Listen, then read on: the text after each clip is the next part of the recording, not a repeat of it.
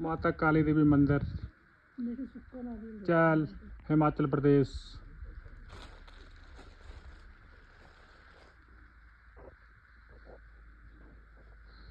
जिस बारे इत्थों के वसनीकां वालों कहा जाता है कि इत्थे आके स्वर्ग धरती ते स्वर्ग वर्गा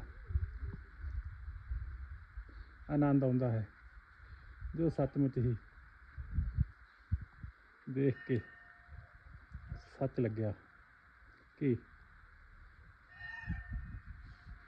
यह थां, यह जगह, यह धार्मिक स्थान स्वर्ग तो घट नहीं है।